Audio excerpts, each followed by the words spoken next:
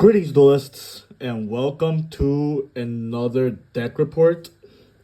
This is Season 5, Week number 3. Forgive the scuffness at the moment. I am recording this from my phone. I have good news and bad news. The good news is I do have a new mic. I do have a new setup. The bad news is at the current moment, I cannot fix anything without making big arrangements to my PC at the moment. So we will have to make do with the phone for now. Today is April 28th of 2025, which means that Alliance Insight is going to be TCG legal later this week. I already got the Field Center. I participated at the sneak preview. I didn't pull anything that major. I pulled the Gordian Slicer and the Dark Magician Girl. I already sold them. What I'm going to be profiling for you today is an update to the past deck that I shown last week. And I played it at a tournament that was post Alliance Insight. And I really liking the results of this deck. I'll talk about what led me to the deck building decision and what do I think about the deck's position this format. Without further ado, let's begin. So, for monsters, we got 2 Saji, 1 Aramasa, 1 Kusanagi, 1 Wosu. That's it for the the effect monster Mitsurugis. For the rituals, we have 3 Habakiri, 1 Murakumo, 1 Futsu. I'm still on the Ogdoadic engine, so I am playing 1 Nunu, 3 Naya, 1 Curse, 1 Nephalabis. And then we have the last honorary reptile, which is Night Sword Serpent. Something very different from last week. I am playing the Fiendsmith engine now, and I will explain this later on. So Luri, Lacrima, the 3 engravers. And our last monster in the main deck is Ash Blossom and Joyous Spring. That is 25 monsters, if I'm not mistaken. Spell cards, we got a lot of them. Triple Snake Rain. Triple Mitsurugi Prayers. Triple Mitsurugi Ritual. Triple Ogdoadic Daybreak. We're still on Water Lily. A new addition to the deck now is Mitsurugi Mirror. I'm playing Tract, Thrust, Talent, Called By. That's it for spell cards. That's 18. And then we got Fiendsmith in Paradise and Mitsurugi Great Purification. That makes the main deck 45 cards. Side deck. Droll and Lockbird. Artifact Lancia. Triple Dark Ruler. Feather Duster, triple Evenly Mashed, 2 Sullen Judgments.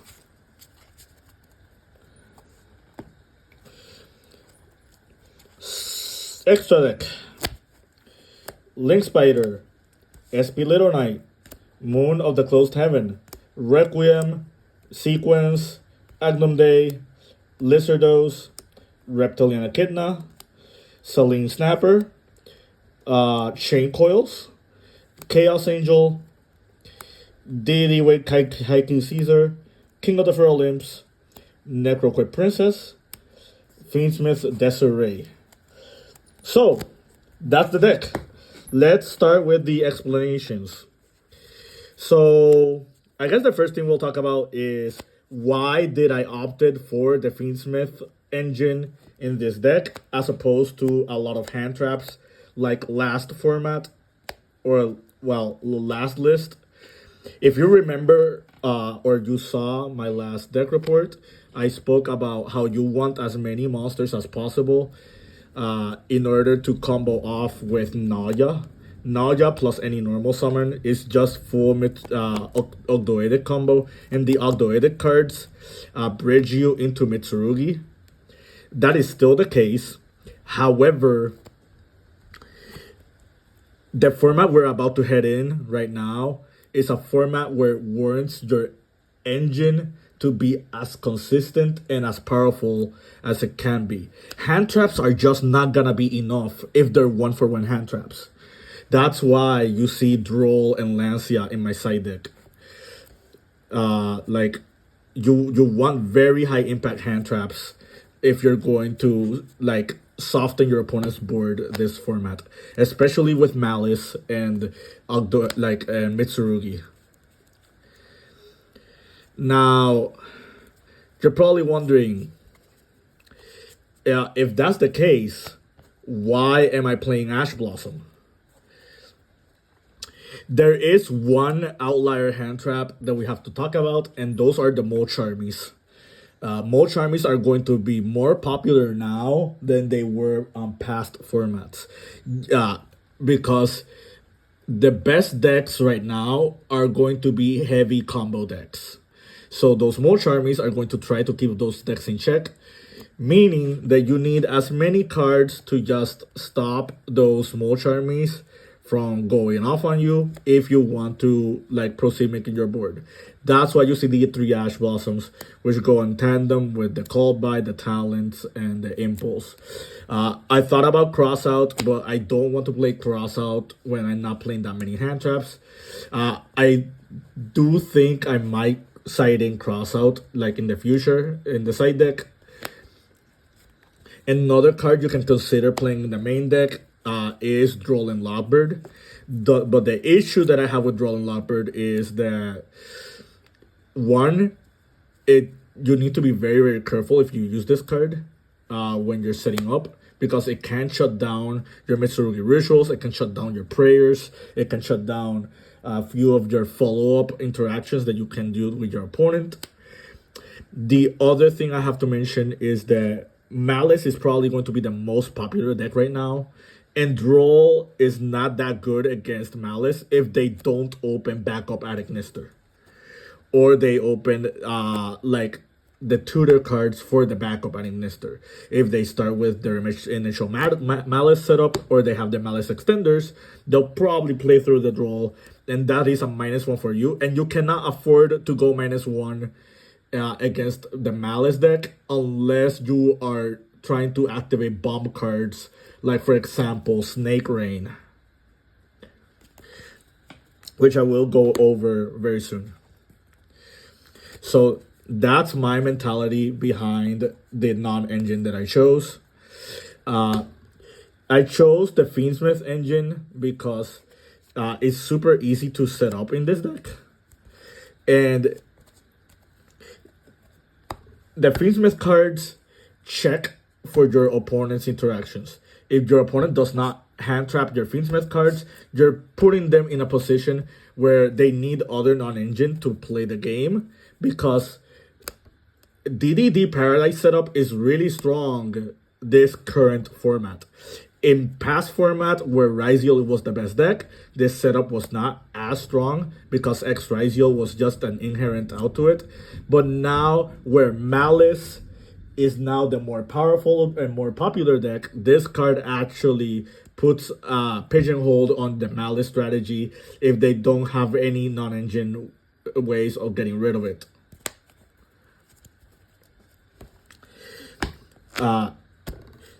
And it's super easy to layer this board alongside your Ogdoadic setup as well. If you saw the combos that I was doing last week involving Ogdoadic Daybreak, then you already know that this can enable the Fiendsmith combo, because you're not Reptile locked if you're activating this.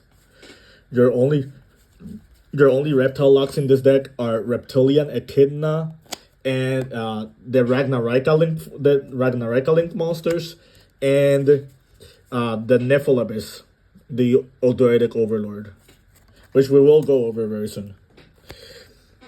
So yeah, if your deck can play the Fiendsmith cards, I highly recommend it. By playing the Fiendsmith engine, you're enabling yourself to play DDD, the Paradise setup with the Desiree, or just summoning Desiree against simplified board states as well. Angel of Chaos is another really good one.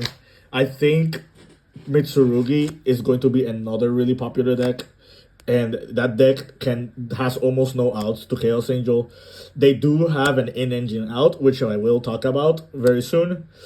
But for the most part, Chaos Angel is a really good card this format. And we'll talk more on Angel of Chaos when we go more over the extra deck. TLDR, Fiendsmith cards, really good in this deck. I don't regret playing these cards at all. Now, let's talk about the Mitsurugi ratios. So, Futsu and Ame are now one-ofs. The space that got occupied for them is Habakiri. Habakiri is the best card in the deck. This card is outright insane. Bridging this card into Saji, triggering its effect, is pretty much what you want to do with this card. This card can do other really cool things as well. Like, for example, on your opponent's turn, like on your turn, after your opponent already made their board, you can access Wosu with the Habakiri. And Wosu, just picks apart their board while also setting up your ritual summons. I did that 4 times this past weekend, and it won me every single game. I tributed it over an Echo added Nister. I tributed over a Terahertz. I tributed over the Akashtira Fenrir. Like a lot of really annoying monsters. This can even out Desiree, which is really good, because Desiree originally cannot be targeted if it's set up with sequence. This does Reptile lock you as well. I forgot to mention that. So this is another card that also Reptile locks you. But it's just for the rest of the turn. You can do that in moment. And the value you get behind this card, bridging from Habakiri, is just way too good to pass up. Especially since we're not playing a lot of non-engine. We're playing a lot of engine cards. We need as many engine cards that can just interact with your opponent very well. And just having access to Wosu is just really, really strong. Like, not only just through Habakiri, you also have access to it through the prayers as well. Like, overall, just another really good contender in the deck. I don't want to play that many ritual monsters. You can make the argument for the second Murakumo, but I've lost games just because I see multiple of the ritual monsters and no way to tribute them away. So I just want to make sure that the deck is as consistent as it can be. One debate that people will bring up is why no pre-prep, despite the fact that I'm playing Mitsurugi Mirror. The reason for that is this deck is already weak to Droll and Lockbird, and Droll and Lockbird is very popular in this format. You don't want to be caught in an awkward position after you get drolled, unless you can punish your opponent by going Fiendsmith combo or Ogdoadic combo. Which I guess will bridge us into talking about Ogdoadics. But before we talk about the Ogdoadics, I want to talk about the main deck ratios. We're playing 1 Aramasa, 2 Sajis, and the Kusanagi. The reason for Saji more than Aramasa is because the most important monster you're going to add with Aramasa is the Habikiri. While with Saji, you can access the ritual spell and the prayers, and prayers can get you to Habakiri. Like, there are just better targets for Saji than there are for Aramasa. And being able to set up Saji with your Ogdoadic line is just full combo in itself. So, really, really powerful. I don't want to play too many normal summons in this deck, so I opted to just play the 3/1/1. And you'll see very soon that we have more normal summons in the deck. So, the Ogdoadics, let's talk about them.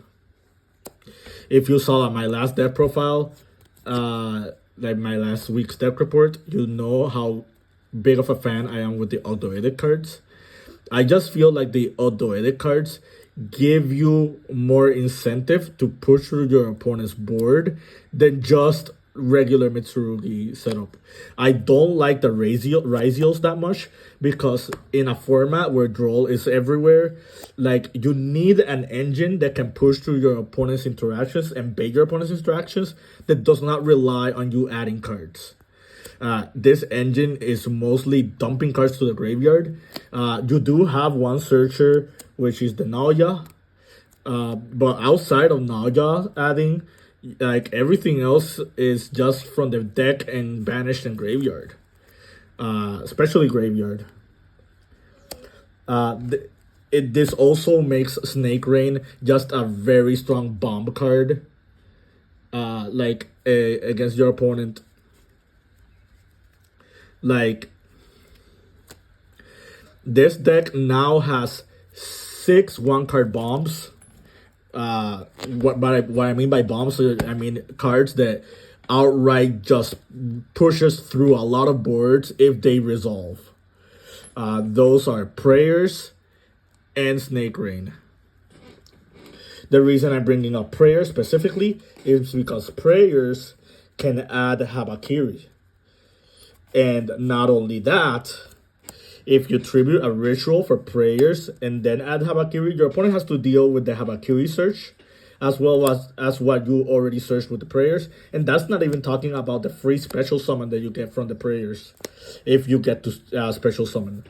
Let's say, for example, you have a Wosu in your graveyard and you're using the Prayers for tributing a ritual.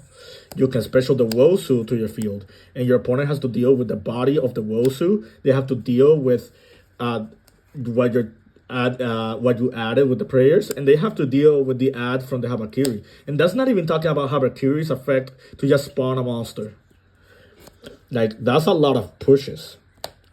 But I'm getting off topic. Let's go back to Ogdoadics real quick.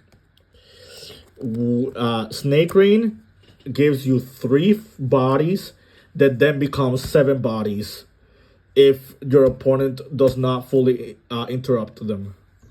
If your opponent interrupts them halfway, that's at least 2 to 3 pushes from the graveyard alone that your opponent has to deal with, besides your other interactions.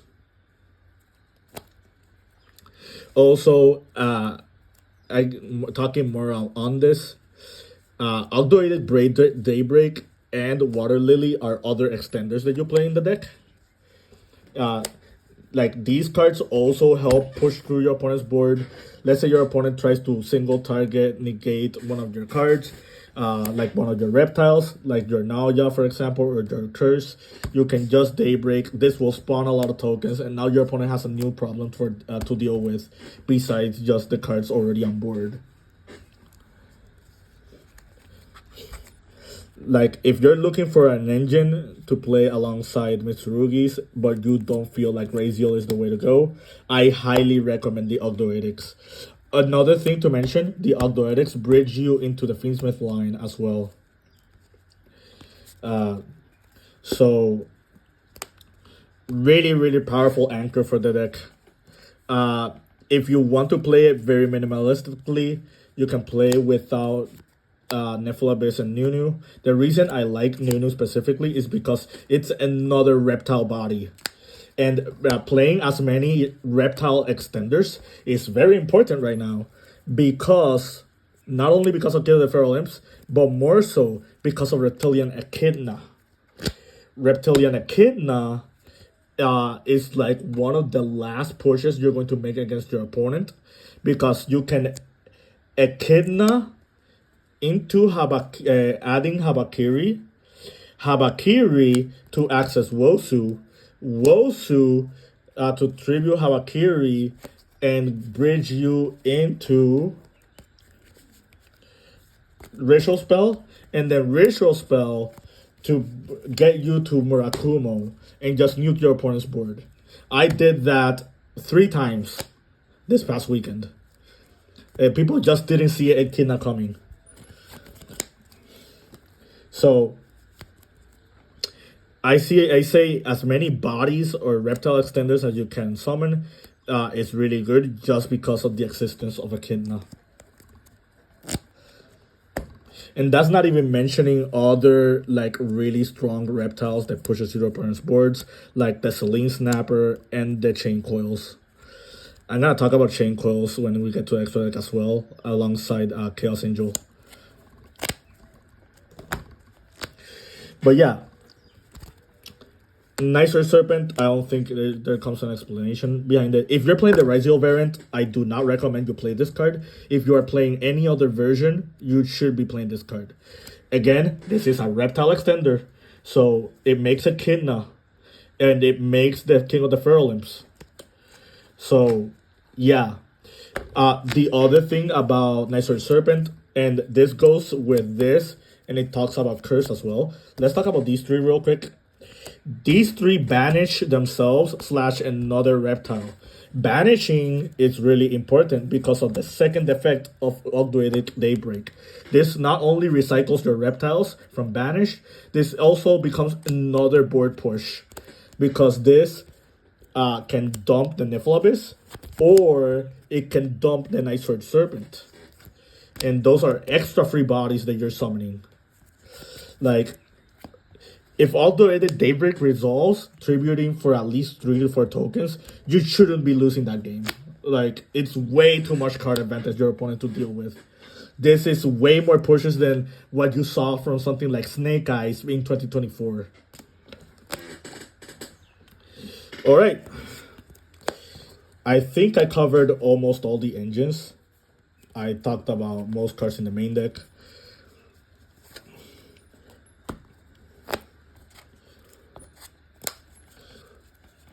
One card I've been liking a lot is Triple Thrust in the main deck. With talents getting limited, Thrust just becomes like another catalyst for talents. But the other reason for Thrust is Thrust gets you to Snake Rain. Thrust gets you to Fiendsmith Tract, which is the Fiendsmith engine. It gets you to a few other cards. Like, it gets you to Water Lily if you're already pushed through almost your opponent's interactions and you just need another like extender. Again, this triggers the Nephilabyss, which is a reptile extender. This dumps the Nephilabyss, and if you have extra monsters, you can bring back the Nephilabyss, and you're not reptile locked if you bring it by Water Lily's effect. So, again, another really strong push in the deck.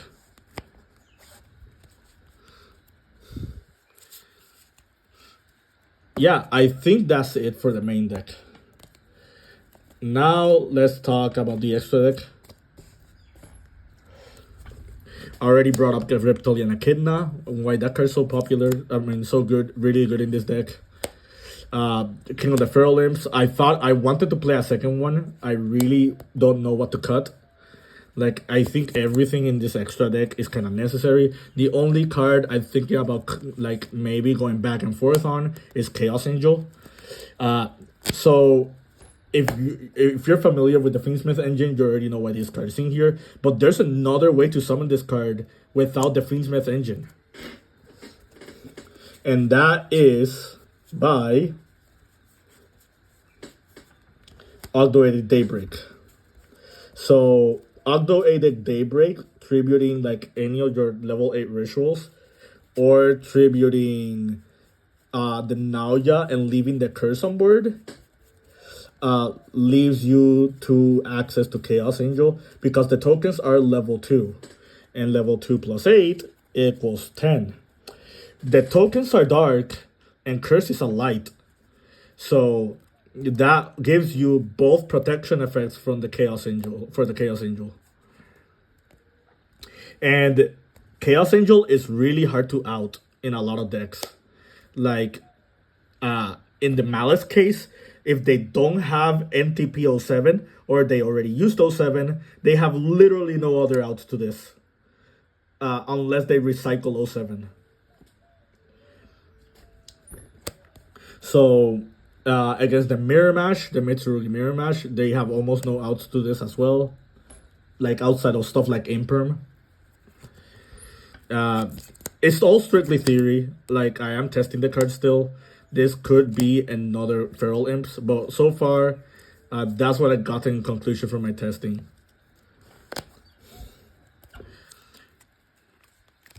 I guess I should talk about this because I did bring up there's an in-engine out. If you haven't figured it out by now, your in-engine out to Chaos Angel in this deck is the Wosu. Because Wosu just tributes the monster for its summon. It works like Monarch Stormforth or a kaiju is the best way to describe it. Lava Golem is another way to compare this card. But yeah, Necroquip. I want to talk about Necroquip specifically because Necroquip works with Snake Rain. It works with Naoya.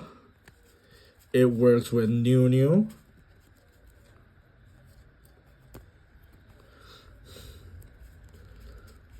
So it works with a couple of cards.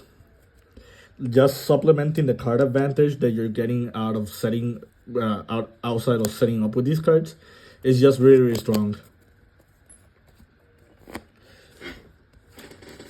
But yeah, that's it for these.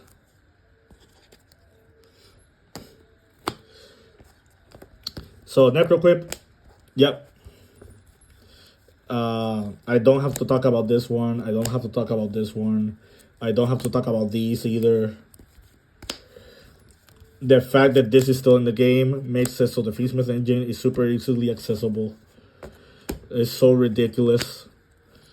I like Amnunde. I don't know if this stays in the deck or not, but so far in testing, it has come up for me at least once or twice. Spider staple, SPS staple, same with Lizardos. We already talked about Snapper last week, but basically this is another way to just push your opponent's board. Like, it's super easy to summon this card. It's super easy to reborn this card as well.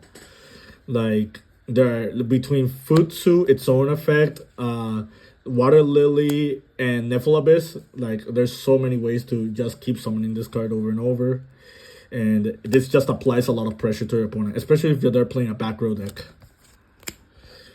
Now, let's talk about Chain Coils. With Malice being very popular right now, this card is really, really good.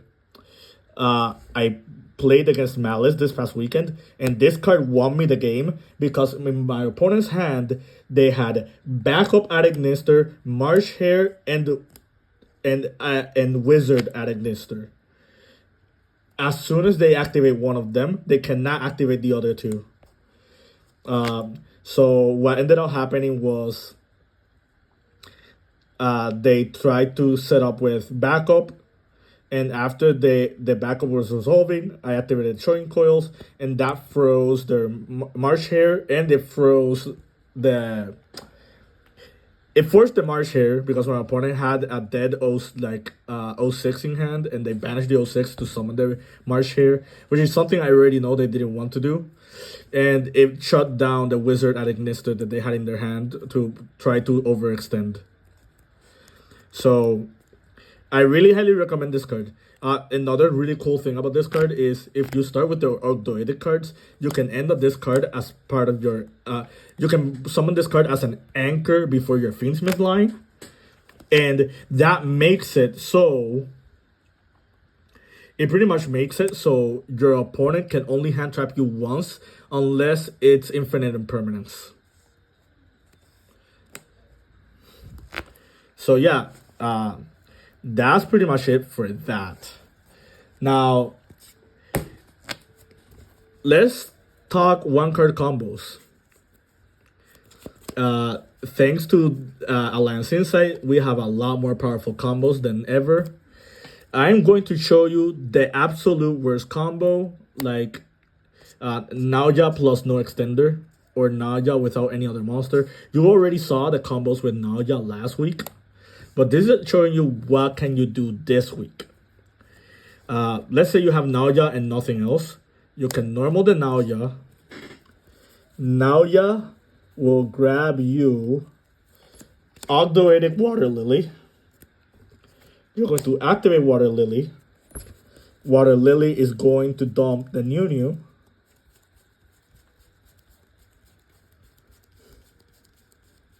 You can make the argument of not dumping New, but you're going to need it later on. So you dump the New. New can reborn itself because you only control Ogdoadics. You can overlay these two into King of the Feral Imps. Feral Imps, detach, doesn't matter which one you detach. That is going to grab us Habakiri. And this is just how strong this deck can be. Like, just having too many one-card starters that can get you to Habakiri, even like the absolute worst one, it's like, well, not the worst one. New I guess is the worst one. But this is like one of the not one-card combos you don't want to be doing. You will activate Habakiri. Habakiri is going to tribute the Saji from the deck. Saji effect. Saji is going to add.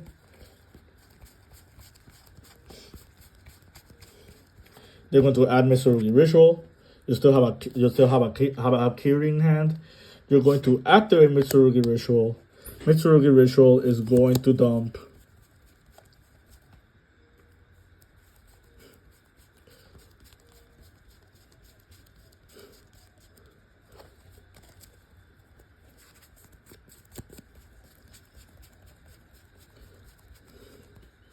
let's see if we can find it. It's in here somewhere. The curse. We're going to tribute the curse in order to summon the Habakiri. There are other ways to do of doing this. There's also the Kusanagi line. I guess we can show you the Kusanagi line. I think more people are familiar with that one. But basically, you tribute Kusanagi. And in the past, a lot of people would tribute the Night Sword Serpent. And you can still tribute the Night Sword Serpent. However, another card you can tribute is the Aramasa. And you're probably wondering, what does Aramasa do for us? Well, by tributing Aramasa, not only are you going to grab a Mitsurugi Ritual back to your hand, Aramasa can add you either Ameno or Futsu or Wosu, like any of them, and you can just combo off that way. And depending on what you tribute, you can just keep going. Like, one example I can give you is you can mirror, tribute the Habakiri, summon the Futsu. Habakiri will trigger, reborn itself, and it will add you like Mitsurugi Mirror. And then later in the combo, you can use the Mirror to tribute the Futsu, bring back the Habakiri, or whoever else you got. The Futsu will come back, and you just keep adding more cards. And you keep cycling through like all your Mitsurugis. And why is that important to bring up? Is because you get access to prayer if you want. You get access to your purification if you want. Like, the deck is super flexible in the amount of plays that you have, and they're just very layered. Let me show you one line that I do like. Let's go back to activating the ritual spell when we and tributing for Habakiri in hand. let's see. Reminder that King of the Fairlands is still on board. Let's grab almost all of these back. Something that you can do that I really like is with the ritual, you can summon Habakiri from the hand by tributing the curse. And Habakiri gets summoned. And what you can do here is you can tribute the Habakiri for the curse. Curse bring back the new. Habakiri gets to trigger. Habakiri gets to add you prayers just as another extender.